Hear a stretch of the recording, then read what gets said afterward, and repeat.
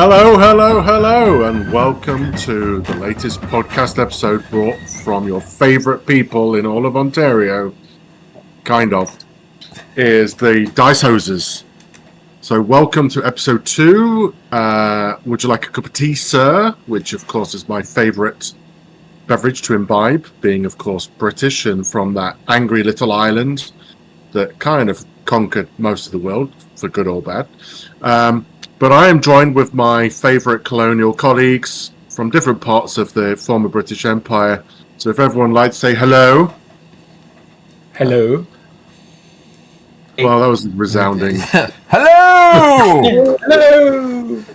I'm catching up on homework. I'm reading the script. Okay. I'm not sure. There we go. And I'm starting to drink. So welcome back. Yeah, I'm working. We're cracking open the Armies of Great Britain, 3rd edition. I know that there's been some really good reviews of the book, and we're not going to double upon that so much. If you want to hear a really good version, listen to Tabletop Tommy's, or go to the Chicago Dice website. They've got some really good down and dirty kind of looks. We're just going to take a different personalized, very polite look at things and see how we would... what our thoughts are, what we would like to see, things we'd love to have seen, what we hate about it, what we think we could do to spice it up, add a little bit of curry flavouring in there, and let's see what we can get out of it. But I'm going to hand it over now to Derek, who's going to take us through what's happening next. Yeah, I'm just going to give you guys a brief overview. Like Craig said, you know, it's been dissected many times on many different podcasts and YouTube channels. So we're just going to kind of do an overview of what we think, what we like, what we got surprised by, and whatnot. So it is a 112-page full color supplement, obviously dedicated to the British forces, infantry, commando, Chindits, airborne. You have your artillery, your vehicles like your Stuart, your priests, your rams, even the Guy Lizard Command APC. The big change, not unexpected, given the Americans were first, is the national characteristic from the past editions is gone, and in its place is the new national rule for king and country, plus fixed bayonets and artillery sport, which is pretty similar to what it was before, and a new "come on lads" for officers, which we'll probably discuss in a little bit of depth because I think they broke the game with that one.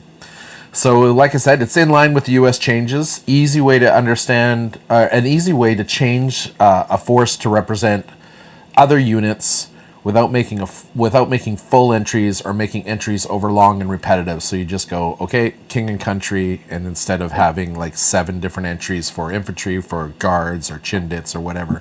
The commando subsection and the airborne section and the 17-pounder AT guns have been revamped. Pathfinders, which I recall from Bolt Action version 2, is there. They've got the light HE rule, and an expanded equipment options, including the Blacker Bombered Spigot gets its own profile. So, what do we like about this book? Let's start off with Sean. Sean, what were you, when you were reading the book that you don't have yet, what were some things that stood out to you that you liked? I watched Tabletop Tommy's a couple times since I still don't have the book, because it's very popular in this area, which is a good thing. It's good to see everybody buying it. Yeah. I really like, and it's not unique to this book, but I really like the layout that they've taken on with Osprey. The pictures and the write-ups and the way they've organized it is just top notch, super clear to follow, super nice, and I think that's great. So I'm glad that all the books are going to be that way. The force selection guides at the back is we don't have theater specific books anymore, but we do have this, which is reminiscent of the old Flames of War method, where they broke it down by era. So that's pretty good. And just overall, it looks like they've covered all the majority. There's going to be the odd little thing that's missed, but they've done a good job of getting the breadth of the British forces, except for the Commonwealth bits that'll follow a bit later. So I like all that. Excellent. Evan. Yeah, pretty much to echo what Sean says. There's a good selection of choices, and there's also some nuggets that I hadn't thought about, like commandos on motorbikes. Like I hadn't thought about doing that initially, but now it's like, maybe I need a commando motorbike force. Nice. Craig? Well, I love the fact that that it, like I say, I love the pictures. I love that it's really become a Osprey product. It's something I feel I could put on the shelf with the rest of my Osprey books, and it fits in with that artistic style and such. I definitely love the book. I love the fact that everything is in, well, pretty much everything other than Commonwealth is in there, so it's easy to reference a lot of the tanks. I also like the rules for the guards. Seeing the guards in there is a nice new rule, and kind of weird that Chindits are in there. I kind of get that they're in there, but yeah, no, I like the book. I definitely think it's better than the American book, which I found to be a little flat. But being British, I actually prefer this to the German book. But For me, overall, I like the book. The removal of the Commonwealth countries wasn't as dreadful as I thought it would be, although I do have that, like, I want the Canadians, now I have to wait. But I think it allowed for the Brits to be fleshed out without worrying about leaving space for the Commonwealth troops. So you could get things like the Blackguard bomber in there. It makes it less clunky because you don't have 17 different ways to tweak your infantry squads for all the different countries, I think this bodes well for the Commonwealth nations books, as they should get the same kind of fleshing out, and maybe, we'll finally see what makes the Australians really the Australians and the Canadians really the Canadians, as opposed to just a different British force as they've been represented in the past two versions. I think Power Gamers may be upset, as it kind of, like I said, it limits putting Gurkha type units in every list and maybe reduces the overall power level of the Brits in comparison to version 2, but I don't think it's like tragically, last place now. Like they just went from first to last. Like at the knees. It's like I think they got enough stuff in there that lacking the Gurkhas or the other stand 2 Commonwealth units that were thrown in British lists won't be as devastating. Now, that could mean that the Commonwealth book, when it comes out, is going to be, Gurkhas for all of the Commonwealth. Who knows how that's going to work? And one can only hope that that's not going to be the case. But I really liked, surprisingly, and it surprised myself, that I really liked the fact that the Commonwealth wasn't there and it let the British forces be fleshed out even more. So, that sounds like everybody's like what we liked. Now for the bad parts. Critiques and questions. Because it's a new book. It's different. It's not like the old British. You can't have the Gurkhas. You can't have all of these things that you used to have, that everybody's used to having. So let's do it in reverse order this time. Craig, what critiques or questions do you have about this? Well, I kind of opposite to you in that actually I would like to have seen the Commonwealth in there. The reason I say that is that, to be honest, Commonwealth may not be the right term, but it was the Imperial Army. Yes. It was the British Imperial Army. Yeah. It was the Australian Imperial Army, it was the Canadian Expeditionary Force, it was all these different things. But it was an Imperial Army, and I think that they missed that opportunity. Would it have been a big book? Yeah, it would. But I think that, I get that it's going to add content, I mean, I hope it's going to be a good book. I hope they're going to have sufficient content. I mean, the thing is that probably 90% of the vehicles that are in there will be British or American, and so you might see a sprinkling of things like the Ram or the Grizzly. I mean, the Grizzly I don't think saw combat, but the there's the frog. Yeah, so it's all little shitty things that I say shit. I'm certain derogatory. I don't mean it like that, but all the little things that don't really add that much. Yeah, the difference between this vehicle and this vehicle are these four rivets. Basically, is what. Pretty much comes. Is it the Fox, the Canadian one, right? So there's cool things like that, but I can't see that them in themselves would be anything that you'd be like, wow, okay. I think you might see different units and things, but I don't. I'm really hoping that I'm wrong and that's a really good book. I'm hoping they did it because of the national rules. They could flesh it out and not. And maybe that's the case. And I understand there's going to be a Eastern Africa army that's going to be in there, which will be pretty cool. Yeah. So that would be nice because they really do need that representation. But I don't think it should have been called Armies of Great Britain. I think it should have been Armies, or they should have framed it as the Imperial Army because that truly is what it was. Yeah. So I think for that, one of the rules things, and I've heard this come up a couple of times. I know what the answer is, but I know that the verbiage is weird. Is around the Avery Petard rules. How the paragraph is written is not very clear. How very warlord. I can surmise that it's meant to be half range for the mortar for its, so I think if the normal howitzer is like 30 and 60, I think it's meant to be 15 and 30. Yeah. 30. I get that. That's fine. It's just a very long-winded way that they said it, and I think that needs a bit of clear up. And then I think the other thing that needs clearing up is the commandos with the officer, because with the follow me, the officers rule, where basically they get the +1 morale, so it's +3 morale, and +1 safe. So what was that, Sean? Come on, lads. Come on, lads. Come on, lads. But that's army. That's British wide, isn't it? It's not just the commandos that have that, is it?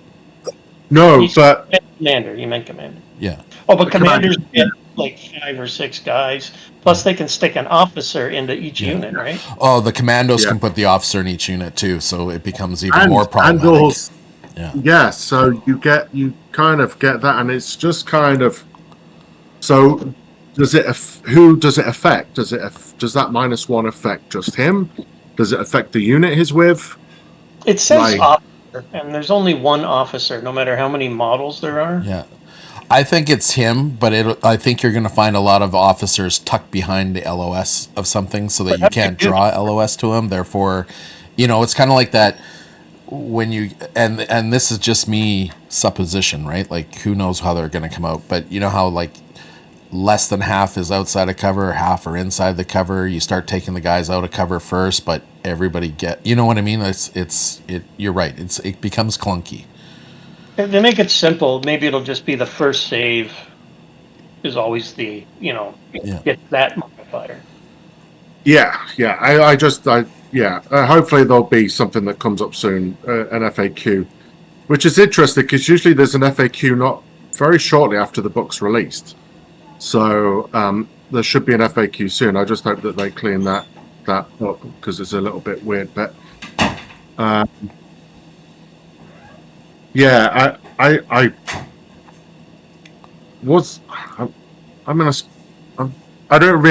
not really interested in the Pacific War. Unfortunately, I know that's very British, Western, Eurocentric of me.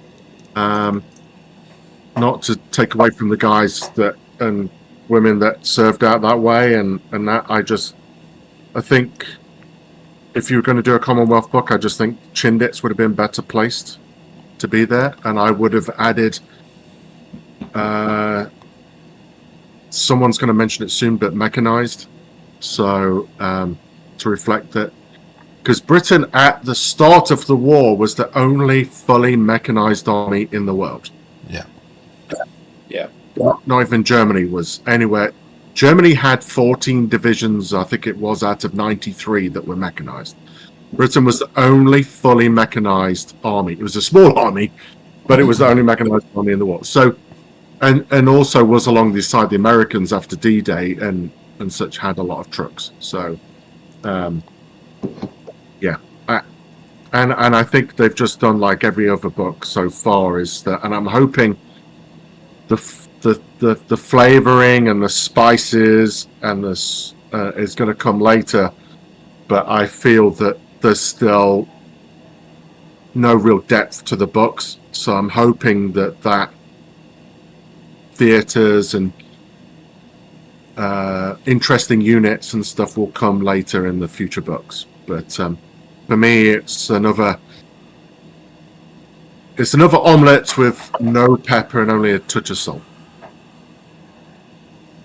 Good. I like omelettes. I love omelettes. Good analogy. Evan, Where's my peppers and ham and Evan, you got anything to add? Yeah, so one is Craig's, as Craig mentioned, the mechanized, but the other one which I read about online, and I went and researched it, and it's legit, is the Pathfinder rules, the LZ signals. I was hoping that when we interviewed Alessio, he said there was going to be like a central database of stats. And I was hoping that they'd started that already, but this LZ signals looks like it's fallen through the cracks. So just a high-level comparison is the US book version is if at least one unit of Pathfinders is not in reserve, so deployed on the table or in first wave, then any friendly Pathfinders, like paratroopers and gliders, may re-roll failed order tests. Yeah. So it's deployed first or in first wave. The British one is they must be on the table before the game starts. So not in first wave and not in reserves. And then you get the re-roll. Yeah. oh, good catch. Yeah. Yeah, that's a different wording. I don't play Pathfinders, but if I did, You wrote this book after the other one too. Yeah. Yeah. And like you said, you may not play Pathfinders, but if you decide, like, and it may not come up in a lot of tournament scenario play, but for people that are playing the story versions or the campaign versions, I shouldn't call it story, it's history. I think themed is the word you're looking for. Themed, yeah. Like those ones, that's where they're gonna house rule it. And I hate to hear house rule, so soon after a book's released. Yeah. For me. On that same vein, I was hoping that demo charges would have been cleaned up. They would have cleaned it up and said, we're using this version of demo charges for all versions previous. Because it's still a little clunky. They say put a 25 mil base down, but the rules say you have to be an inch from a building. And if you really want to get rules lawyery, an inch is 25.4 millimeters. Yeah. So now you've still got that position where the guy runs up to the building, and you have to literally touch the building, go, oh, I can't be here, and measure yourself your 1 inch back, and then it just becomes so gamey. It's just have the guy come up. He's within reasonable range, say an inch or two, and you just let him put the demo charges on it. Like, I realize we have to have some kind of measurement, but they just keep making it more and more finicky, I think. And like, for someone who wants to play demo charges, I want to blow shit up on the table without using artillery. I love my engineers. I love my badass. Who, Sean? Who are the badasses, Sean? Sean? He's not going to answer. For special service forces? Yes. All them running around with demo charges. That's because you weren't looking at the camera. You were looking at That's because I'm looking at this screen where you're talking, not this screen where I'm talking to you. there was another in your head. Looking off to the side. Yeah. The other thing I noticed was commando SMGs. They're 3 points a man unless you're in a weapons team, and they're 5 points. And I think they did this to bring the weapons team men up in points per man. Because I did some math, and I didn't bring the math home from work because, of course, I was doing this at work. It looks like if you buy a Blackguard's... Oh no, they didn't have the SMG. There was one of the weapons teams, or pretty much all of them. You can get I think a commando's 18 or 19 points a man with an SMG, and a heavy machine gun or mortar, a machine gun or a mortar team. They go to 26 points per man if you give them each an SMG. So I think that those extra points going from +3 to +5 is to make them more expensive. But I still think if you got an MMG or a mortar and you just want to run around with SMGs, you got a small 3-man team right there. They have 2 roles now. Do the MMGs have tough fighter? You get them with SMGs, do you not? No. Well, so the Because they're commandos. Might account for that they already had tough fighters, so they didn't want to pay for it twice by adding the SMG. Yeah, I think commandos have the tough fighters. Yeah, but if you make your MMGs using the new rule where don't they get tough fighter as well? Don't they get all the commando rules? They do. They do. That'll be an over. Using king and country. So I think it was just more of a math thing to get their points up so that you were paying more points for a 3-man utility team. Because I can't see anybody not putting SMGs on mortars or MMGs or Piats. Maybe And- Piats. And then just running the guys around as the little tiny assault forces. But that was really the only critique I had. Anybody else have any critiques or questions?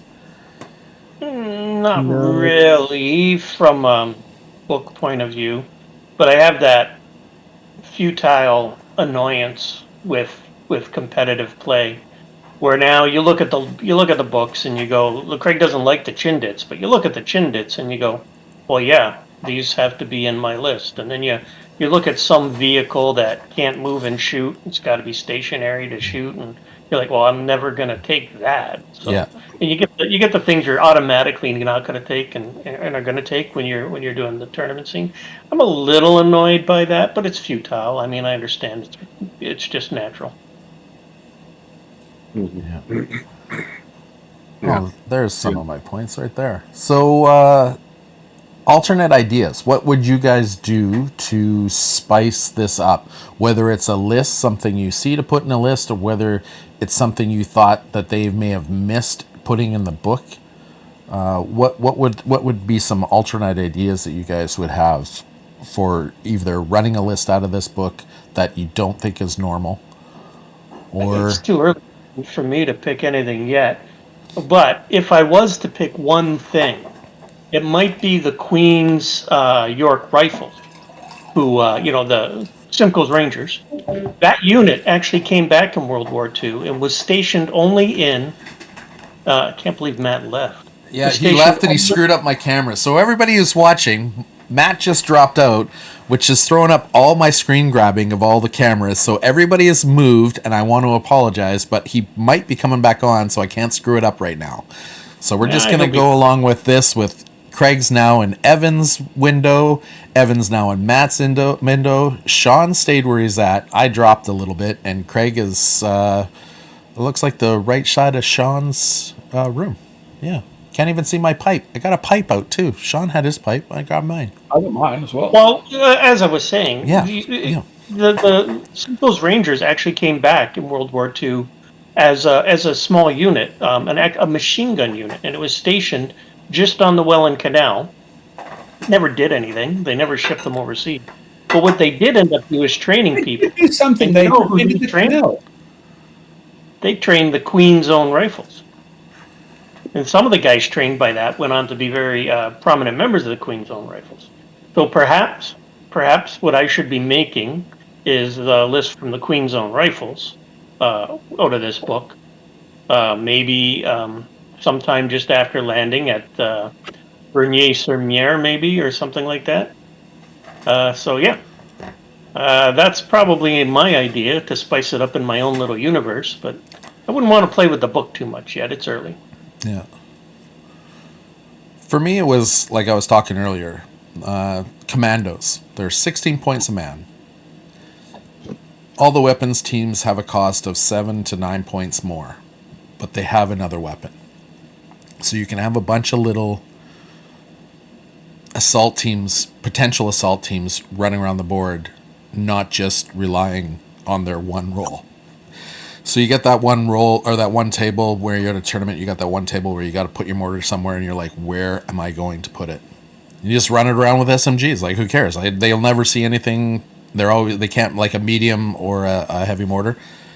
All right, I'm just going to run these guys around. They're just going to assault this, that, and the next thing, and because they're moving, they'll never shoot.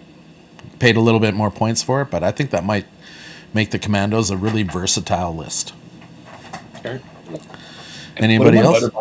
What's that? Put them on motorbikes. Put them on motorbikes? Yeah. Are they the ones who can take the mortar? Take the mortar? Commandos, or is that SAS? The ones who can take the mortar in their unit as part of their loadout. I think it's. Or is that Commandos. Is it Commando? I think That's so. just useful. I don't just have my played book on me. Japanese Oh, list. okay. I think I know what you're talking about. Yeah, I played a Japanese list on the weekend that had integrated mortars. Yeah, And they can have 3. You're going to roll 6s. Yeah.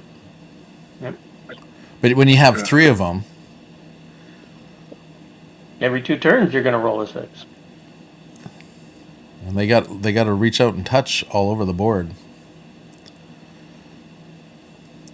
When I play my Japanese, I have the 3 light mortars, and I just make sure I have one. I push it up to 7 guys so that there's 1 loader for each mortar, the NCO, the 3 mortars, and they're just a stable unit that just drops shells everywhere, just forcing people out of cover. No, this kid was he was a younger player, but he was aggressive with them, and it worked in his favor. Yeah. What was he using? Commandos? No, the Japanese Grenadier squad. Yeah, and he had 2 mortars in each one. Yeah, and he could have 3. Yep. I mean, it's a big point sink, though. So. A light mortar. Yeah. Theoretically, you could be firing smoke as well, but no one ever does. Yeah. I think light mortars aren't allowed to fire smoke on. Maybe not. I don't know. Don't have any light mortars yet. I don't think anybody's got light mortars that can fire smoke. Yeah. The airborne can have a light mortar in a airborne section. Yeah, okay, that was the airborne then. So. Yeah. I know, I think the well bikes for the airborne, especially with our upcoming tournament, where we know one of the scenarios is the get off the board. You got a bunch of well bikes. They just zip up the side of the board and they're off and gone. All right. So I was just looking at the airborne section and the LZ signals to make them pathfinders. And it's pathfinders may always start on the table within the owning player's deployment area. Oh, okay. So that's the difference. Yeah. Oh, it's an even better rule then, yeah. That's better than the US rules. But again, it's still different. Still different, yes. And we were supposed to move away from that, but they've already 3 books in and they're breaking the rules.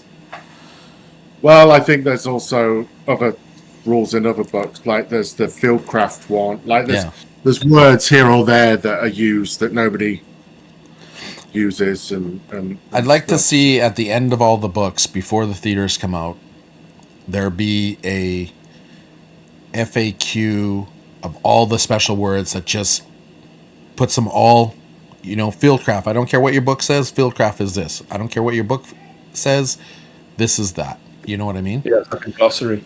So Craig, I was just looking while you were in the main rule book. So light mortars fire a 3-inch smoke, 3-inch diameter smoke. Oh wow! Right. So I know that I've read a book, and maybe it was the American book. I don't think they can use smoke. I think it specifically says they can't use smoke on the light mortars.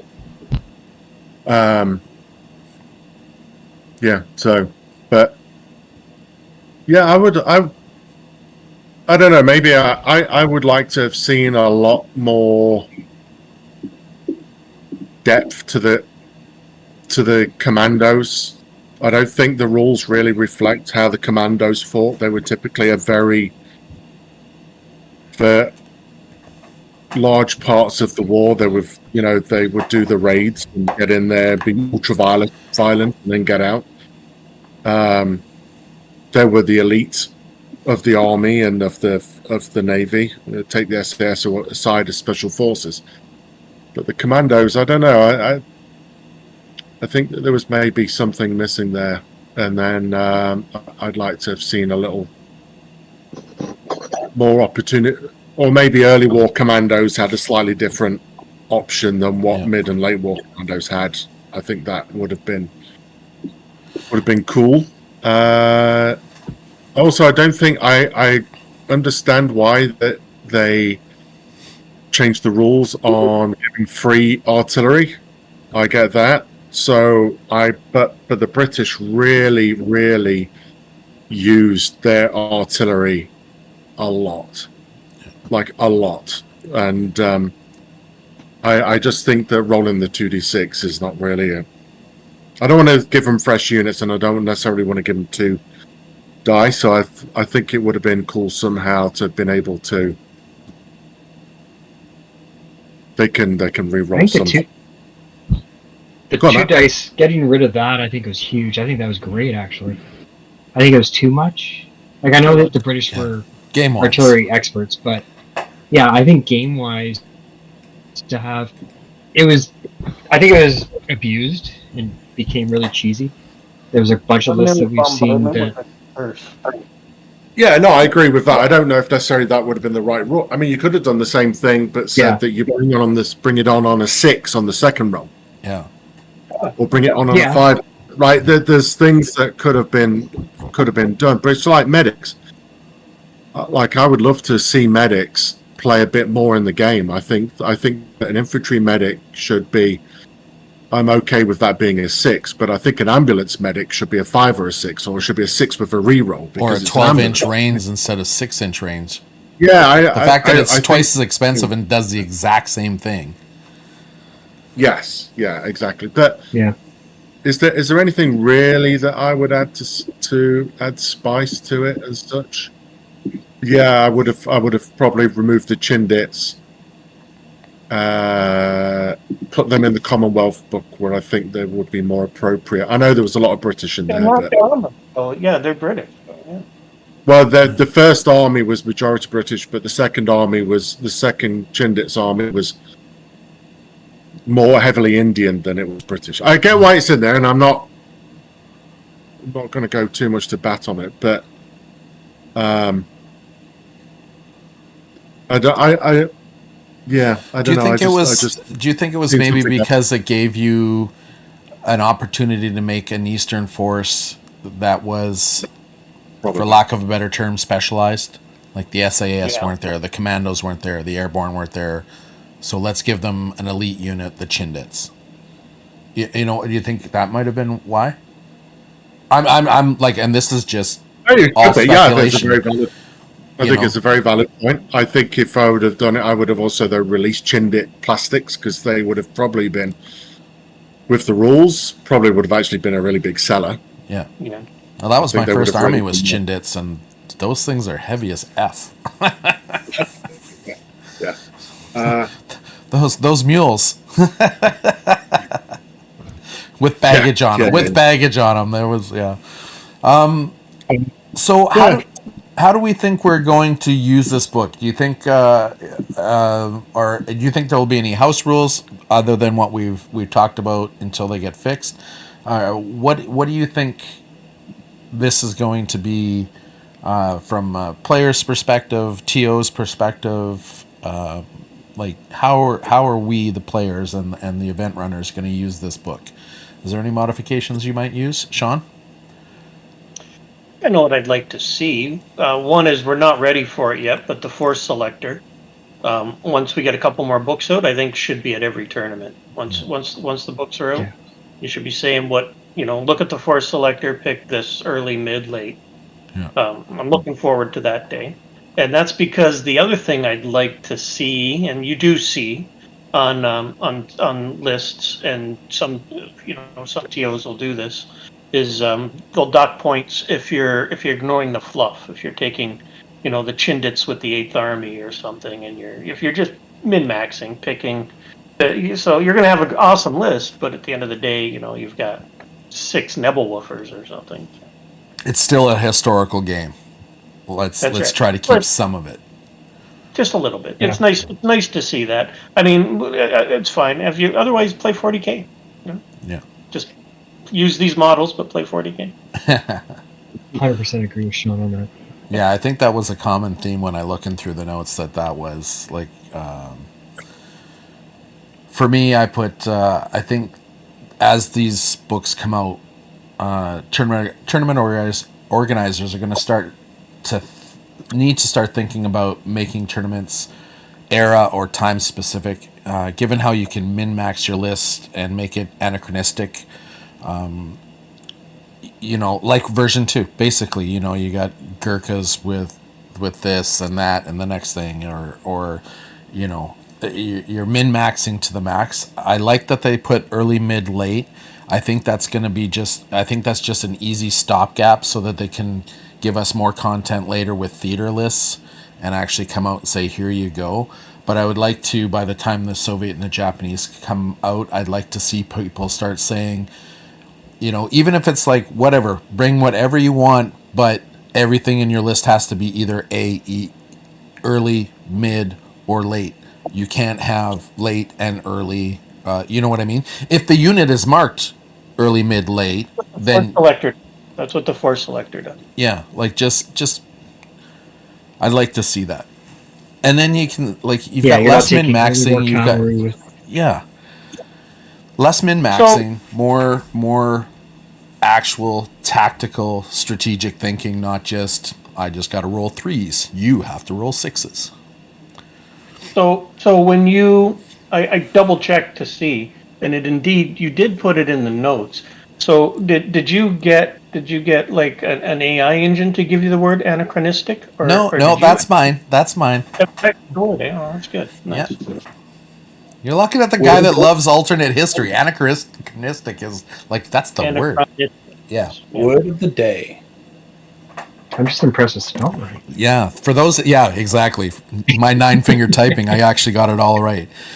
Anachronistic is things that are out of time. Yeah, we take a drink every time he says it wrong. Yeah. Okay, let's just start. I'm gonna say it right. You're just not gonna spell it right. Yeah. Yeah. Do you think that? And I agree with everything you said. Do you think at tournaments that there is a sizable number of people that do min-max and play the different periods in one army? No, only like I think there's enough that those that are trying to be historically accurate are generally middle and bottom third, and they know going into the event that that's where they're going to be, and they've accepted it.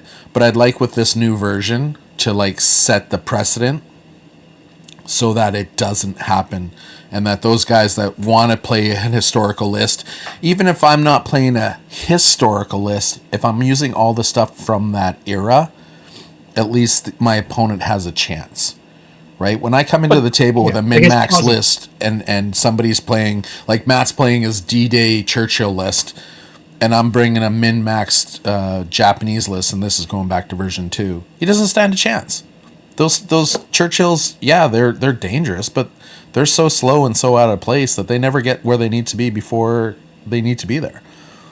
Whereas if I was playing a historical Japanese list against them, those little tanks would get their asses spanked every time they turned around with those Churchills, because they wouldn't do anything to the Churchills. And you can't really ignore that many Churchills when you've got light armor, when you've spent money on light armor that you would have never bought. So you're advocating that a tournament should be only early war or mid war or late war, not that I could turn up with a late war list and 3 people turn up with mid war list and someone turns up with an early war list? I think Because that that's a very two different things. it is. I think that to start with, because we got a bunch of new players and we got a new version, I think it should just be limited to, if you're coming to this tournament, bring what you want, but everything has to be early, mid, or late. And then maybe later on down the road, because it took them, 7-8 years to change versions? Maybe once everybody started, and we've got a lot of people coming on board. Like, how many times have you ever heard anything sold out of Warlord? We sold out of the British book in like a 20-kilometer radius, right? So going forward, as those people, like all of us, start getting their more plastic crack and start painting their forces up bigger and bigger, then we can say, okay, this is going to be a late war tournament. This is going to be a mid-war tournament. Or this is going to be an Eastern Front tournament. This is going to be, Dieppe. Bring a German or an English list. That's it. But yeah, right now, I think min-maxing's okay because nobody's got their books. But as soon as that last book drops, the Commonwealth book, I'd like to see everybody go, or even maybe before the Commonwealth book drops, go early, more mid, late. Yeah, maybe after the Japanese. Yeah. But that's what the once you've got the major nations covered, Yeah. then kick it. Because generally those minor nations and to some extent the Commonwealth, they don't get really played until somebody's already got their German, their British, their Soviet lists, and to some extent the Japanese. And I think the next probably busiest one would be the Italians. And then you start collecting like alternate. And before it was alternate, like my British are now Canadian. My Canadians are now Australian because they're all the same figures, right? So, and that still might happen. Build a British list now. So I think you could do it. Come up. Yeah. No, I think that's why you could probably do it before the Commonwealth book, because like you saw that once this book came out, I was making lists all over the place. And I made Operation Varsity, which I can't make out of this book, but you kind of can.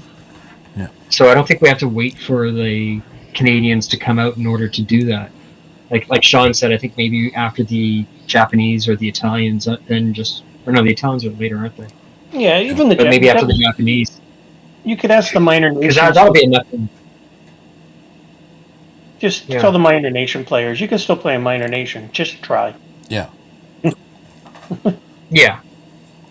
Because I know it's just a game, but I think the major draw for a lot of people is that it's a historical game. If you want to min-max, go play that other game system. Or run your own tournament. Yeah. Like, You can min-max within the force selector. Yeah. I mean, you can take engineering squad and Panzer II Lukes. Oh, yeah. and I'm not saying min-maxing's terrible, because I'm the first guy that does it. Out of habit, I don't even think about it half the time. I'm like, oh, this isn't worth it. I don't like this because this is one. The first thing I did when I went through the British book was compare all the tanks. And I was like, why would anybody play a late war tank when you can play an early war tank that basically has all the same statistics and they're all 20 points less? Go compare any 8 light tank 8+ early war to a late war tank. The one difference you'll find on a consistent basis is the late war tank will probably have a hull MG where the early war might not, or it'll be an option, but I guarantee everything else will be the same except for the 20-point difference. And a couple of them, you'll get a medium tank, but then you're 40 points, or medium anti-tank gun, but then you're 40 points heavier, as opposed to the light anti-tank gun for 40 point less. There are people who want to play just competitively. Yeah. And aren't as so. Yeah. And that's fine. If you don't like the way, like if I'm running a tournament and I'm saying it's this, that's fine. And if you keep coming to our tournaments and they're like this, and you don't like it, you can run your own tournaments. Or you can request somebody run a tournament. Hey, can you run a tournament? Can you do it this way this time? We do this all the time. Hey, sure. That's why I think the force selector is a good thing being in the book. Because it says, here's the models you're allowed to take. Yeah. And then you can easily min-max within that. Yeah. You just might not get the best tank or the best unit options or whatever the case may be. But within that time frame, you can still min-max in early war You just don't get some of the mid or late war toys. That's all. I don't know. That's how I think I would use it. Those are the house rules that I would use. So, Yeah, no, I think that's fair enough. so closing thoughts. Craig, what are your closing thoughts on this book? Overall, I like it. As I said earlier, I think it's better than the US book. It's got a little bit more depth, and it's a little closer to the British style of play. Love the book itself and the imagery. I like how they've put all the vehicles, pretty much most of the, well, 99% of the British vehicles in there, which is good. I like the fact that they added a few things, like the Guy Lizard. I thought that was cool. We lost Matt. He didn't obviously like what I was saying. Yeah. He didn't want to make closing thoughts. Yeah, that's right. So, yeah, I liked it. Shame that there wasn't Commonwealth, so it could be Imperial, but yeah, I like it. Overall, it's good, and I've got a couple of lists that I've got for it. I'm going to be building. Sean, Evan? Well, let's try it out. I think it'll be fun. Start experimenting, using my Canadians as British, and start experimenting and see. I'm going to throw some shade on the US and say I'm not surprised that it's better than the US book, but I think that's just because when the US really got into the war, their equipment never really changed. So there wasn't, and their units never really changed. So they're kind of Right. All right. Let's just put one thing straight. So there was less to play with. Everybody in Europe was making their tanks in tractor factories. The U.S. went to their automobile factories and said, roll it out. I'm not saying what they did was bad. I'm just saying that they had less. They learned a lot from the lessons of everybody else, so they didn't show up to the party with a bunch of, Crusaders and cruisers. With the part that worked on all the other Shermans. Yep. Go ahead and fix that Tiger, I dare you. Yeah. No. I'm just saying that's why I feel there's a difference in the books. It's not that the U.S. book is underpowered. It's just their forces were much more streamlined and in that way. I'm not especially stoked about the British book, and I think that's just because I've never really been especially stoked to play any British lists. I've always usually played Commonwealth. But there are some things in there that I kind of like. I kind of like the way the excitement that you guys have got for it. So that's kind of bringing some to it. The list I'm going to be making is Operation Plunder, because I found out that they had the American M22 Locusts. There was 6 of them at the battle. 4 of them made it to the fight, I believe it was. So I'm putting that list together with 4 M22 Locusts. And because of the way the tournament's being framed, I got to take 2 rifle platoons so I can have 2 platoons of armor so I can have 2 tanks in each. So you're maximizing your amount of rifle platoon so you can make sure you have the minimum amount of fluff while you maximize the Locust? Yes. Okay. My goal was to play the Locust. You don't have to have 2 rifle platoons to have 2 armored platoons. I thought you had to have, yeah. Yeah, you do. Yeah, you can't double up on any other platoon until you double up on a rifle platoon. Oh, maybe I need to reread the tournament pack I wrote. The tournament pack just says you can have a maximum of 2 armored vehicles in an armored platoon. It doesn't say you can't have multiple armored platoons, but the rules say to have multiple anything, engineers, armored platoons. This comes to another pet peeve of mine with the building. You have to have a rifle platoon second. Yeah, I'm okay with that. It's an infantry game. Yeah. No, the drawback I have to that is I think if you take a recce platoon, it should equate to a rifle platoon. I would agree with that. Because if I want to run an all recce list, I have to buy extra trucks for my rifle platoon that I'm now making an unofficial recce platoon. It's just take 2 min strength MMG squads to sit on objective. Yeah, but it's just points I'd rather spend on cooler armored cars to drive my recce units around, or cooler vehicles to witch out. But I mean, I understand the way they did it, because I'm sure somebody like me would go through and go, oh, if I play 2 of these recce platoons, I can have all of these cool things. So I get it. In this edition, they really tried to push that infantry-centric idea. And I think one of it was during their playtesting, they realized how powerful they made vehicles. Yep. And this would quickly be Tank Wars from version 2 with nothing but tanks.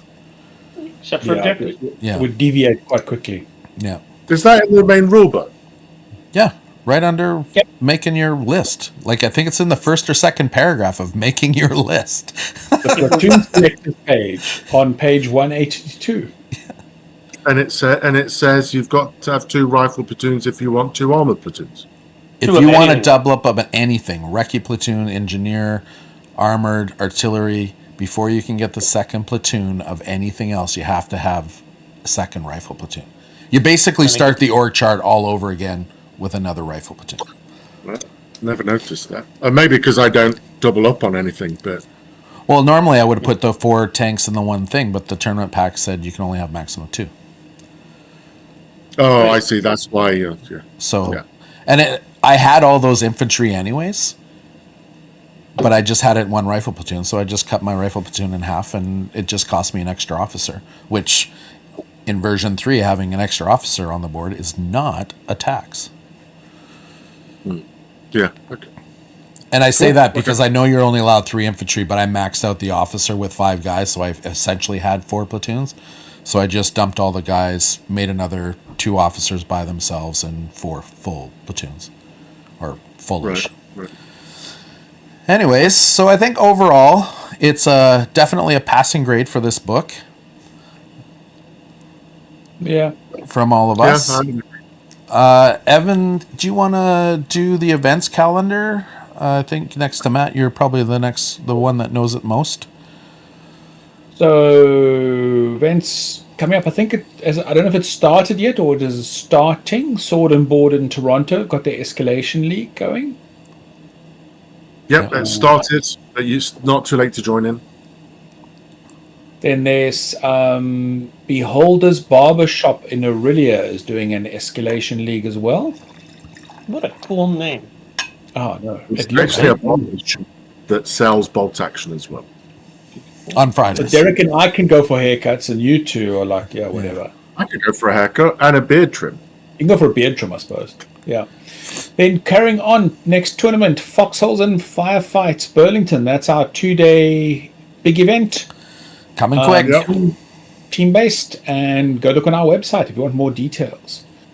And then that's the September 27th and 28th, and then October the 18th is the doubles tournament in St. Catherine called Incoming, which is now also a sober circuit tournament.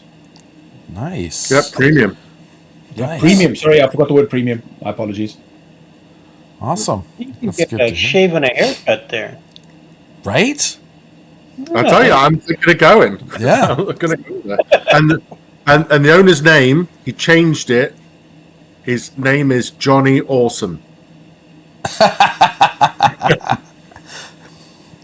right. So, Only he had a tattoo parlor close by as well. Sean, what are your hobby plans going forward? My immediate plans, while I wait for the Revolution and the British to show up, is I'm playing BattleTech on the weekend, a little bit of Alpha Strike, and I pulled this box out of the basement, so I'm going to paint it up. It's got helicopters and tanks in it. So that'll be a little fun in Alpha Strike to have some helicopters and tanks running around. All right. So that's tonight's tour. What are you doing for the rest of the week? I've Well, seen by how then fast you paint. And I should have the British. I'm hoping to pick it up on Thursday. The British and the Revolution stuff. So I'm going to make my British list for September, and then I'm going to get into Revolution, and that'll occupy me for a few months. Nice. I'm starting to paint up my Foxholes and Firefights list now that I finally figured it out and realized that I've got a month and a half. Or no, yeah, basically a month and a half to do it. I still got to buy more stuff. Yeah. Evan? So I'm busy printing out 3D printed buildings to make a bolt action table. So I found some guy on Thingiverse who did buildings that are, I don't know, for want of a better term, flat packed. So that as opposed to getting the layer lines up the wall, you're printing the wall 90 degrees, so it's flat on the print bed. Oh, okay. And then it's just a little bit of putting it together. Stick it together with super glue. Yeah. Nice. Are we going to need a table? I'd like to bring a Normandy table to that if we need one. We will probably yes. need tables, but we can talk about that after the recording. Yeah. Well, it's hobby planning, isn't it? Yeah, All right. that's hobby planning. Craig, what do you got on your table? Well, my airborne is 97. My US airborne 101st D-Day list is 97% completed. All my infantry are done. I just finished my machine guns, my mortars. I've got an airborne jeep that I've got to do. So I've got to get that done. And then I've always wanted to, but I was trying to find the reason for it, but I got the M15 MGMC motor gun. Oh, the M15, not the M16. So the dual 50, not the quad. Yeah, but it's got a heavy auto cannon. Oh, that one. Okay. It's got a heavy auto cannon with 3 shots. So with 2 shots at +3, and then 2 heavy machine guns with 6 shots. Yeah, I know which one you're saying. And I'm just like, holy crap. And to anybody looking at the screen, I apologize. If you look at Craig's name, you would have saw the model. If you look at Evan's name, you would have saw half of Craig's face. And drop a little bit. Are we down or up? Yeah, it's all over the place. I want to apologize, guys. With Matt coming in and out, it changes the Make my cameras. desk move as well. And that'll like really stuff things up. Yeah, now there's only your forehead.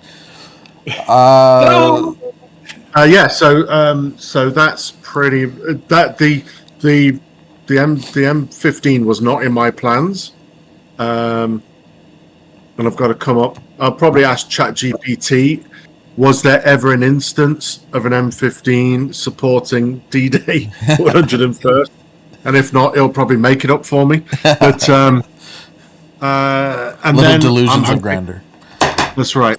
And then my British Revolutionary Force should be arriving. So that is my next project. I am because I'm running foxholes and firefights with Evan. I don't need to paint an army for that. I've got to paint some buildings. I've got a desert table to paint. Got all these buildings I need to do. But no, I'm looking forward to painting some epic revolutionary British. British. They're going to be Canadian, Quebecois militia. So nice. That's what we're doing. For all you watching, I'm springing this on these guys now. We always talk about what we're doing, but we never show the finished things.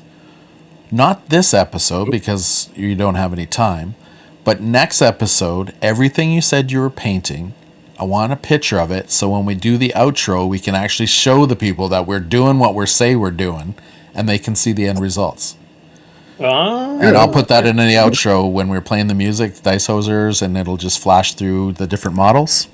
So we can actually prove to what we're doing, and then the onus is on us. You actually know that we're doing what we're saying we're doing, and we have to do it. Yeah. All right. Yeah, but Sean might paint actually before this episode's finished. Yeah, so that's true. You could actually do it live. But then everybody will see like Sean, Derek, Evan, Craig, Matt. The different levels of Sean is the most prolific painter I've ever met, people, and that is no. Oh, I've seen more. Yeah, that's yeah. Anyways. Well, amongst us, he's a machine. So next episode is gonna be my favorite, Conflict 47. Cannot wait.